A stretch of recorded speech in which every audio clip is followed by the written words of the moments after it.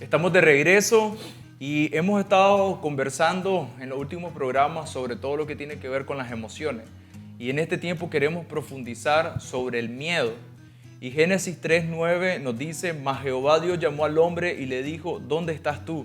Y él respondió: Oí tu voz en el huerto y tuve miedo, porque estaba desnudo y me escondí. Y Dios le dijo: ¿Quién te enseñó que estabas desnudo? ¿Has comido del árbol de que yo te mandé no comiese? Una de las cosas que se hace clave para nosotros al momento de profundizar sobre esta emoción que es el miedo es poder entender qué fue lo que la originó y qué cosas vienen como consecuencia una vez que permitimos que se establezca en nosotros.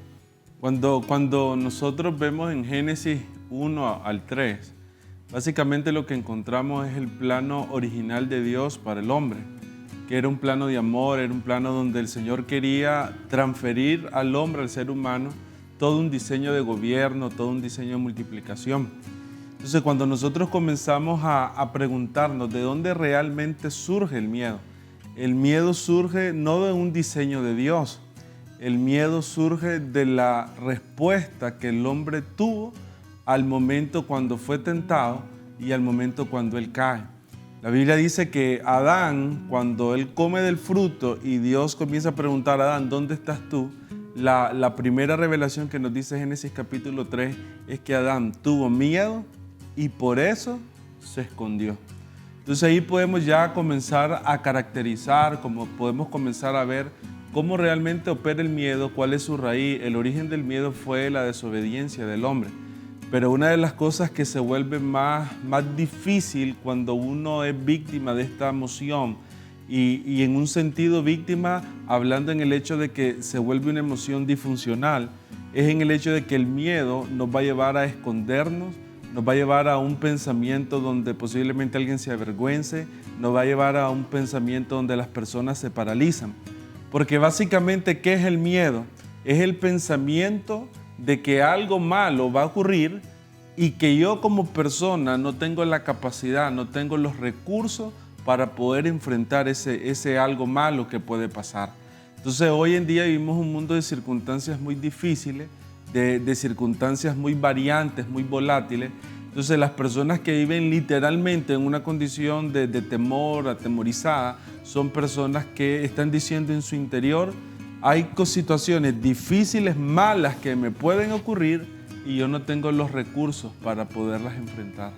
Job capítulo 3, verso 24 al 25 dice: Pues antes que mi pan viene mi suspiro, y mis gemidos corren como agua, porque el temor que me espantaba me ha venido, y me ha acontecido lo que yo temía. No he tenido paz, no me aseguré, ni estuve reposado. No obstante, me vino turbación. Job es un libro de mucha revelación de los principios del Señor, y en este caso nos está revelando la capacidad que tenemos nosotros de una percepción de temor futura, y que dicha percepción pueda venirse a manifestar en mi presente. En este tiempo, decía el pastor Rubén, los ámbitos de temor están demasiado elevados. Hay muchas situaciones en el mundo que provocan temor, incertidumbre, y es parte de toda una estrategia de la obra de Satanás de tener a la humanidad en miedo y en temor. Entonces Job nos dice que si nosotros vivimos en ese ámbito, en primer lugar vamos a tener esa percepción futura de algo malo. ¿Y cómo crecer en un ambiente así? ¿Cómo desarrollarnos sanamente en un ambiente que decimos cada año será peor? Cuando tenemos hijos que se vienen levantando, cuando tenemos proyectos de futuro, pero si en mi interior hay un pensamiento como el que había en Job, ¿cómo lo voy a desarrollar?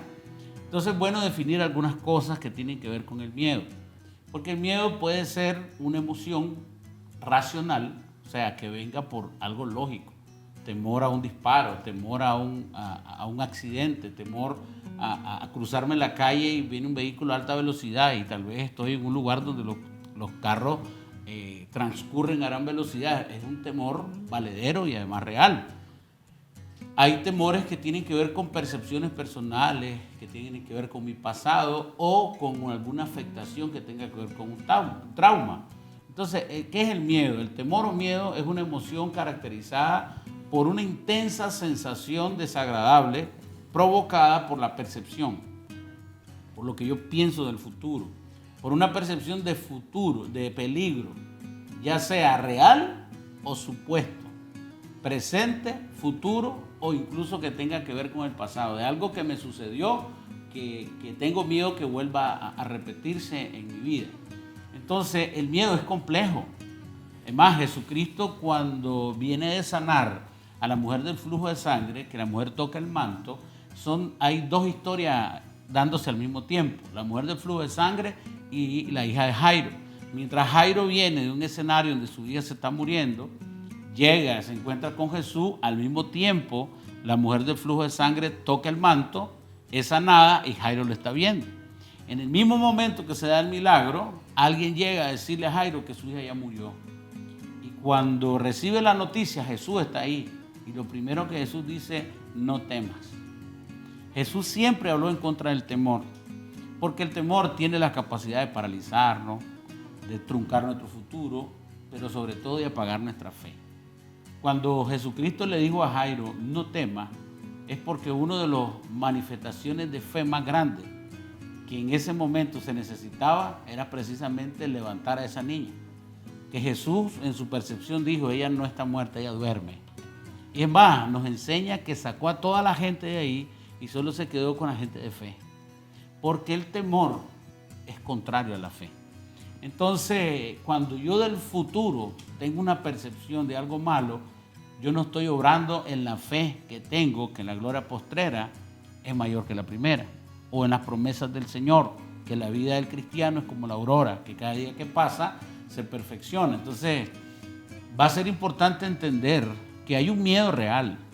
Miedo real es cuando yo determino que hay alguna situación que puede afectar mi vida, lanzarme de un segundo piso, entrar a un lugar seguro donde hay oscuridad, donde se ha dicho que en ese lugar hay estadística, que es peligroso que te roben. Entonces, evidentemente, cuando entras ahí, entras con una percepción de temor que activa todos tus sensores. Tu oído se afina más, tu vista se afina más, estás listo para actuar. Es un temor real, que en este caso es funcional porque te permite a vos estar en un ámbito defensivo porque algo puede suceder. O sea, es una emoción de supervivencia, pudiéramos decir. Pero es real.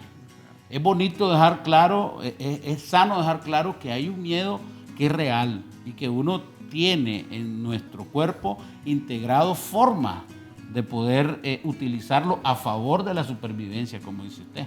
Un ejemplo pudiera ser alguien que va a cruzar la calle y en el momento que va a poner su pie sobre la calle, al bajarse de la acera, escucha un pito fuerte, se asusta, se hace para atrás y era un vehículo que posiblemente lo pudo atropellar, pero por el ruido y lo que generó, ese temor que generó en él, se retrocedió y eso le salvó. O bien usando el mismo ejemplo, que ya vivió lo del pito, mañana, antes de que suceda el pito y ponga el pie en la carretera, él va a asociar el evento anterior del pasado con lo que pasó y ese mismo miedo a que lo golpeen lo va a hacer que vea más veces a la izquierda y a la derecha.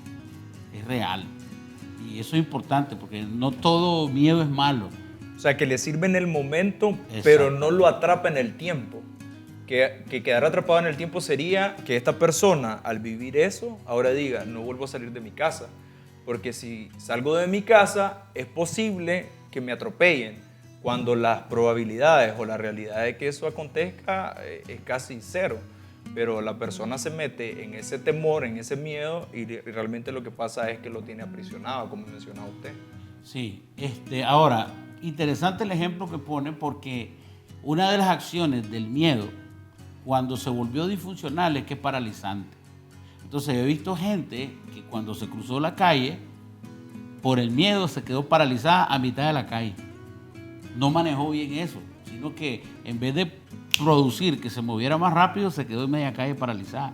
Y entonces el riesgo a perder la vida es mayor, porque no lo pudo manejar bien. En ese caso, el miedo se volvió disfuncional. ¿Por qué? Porque la paralizó y no se cumple la acción de supervivencia que es para lo que nosotros tenemos el miedo.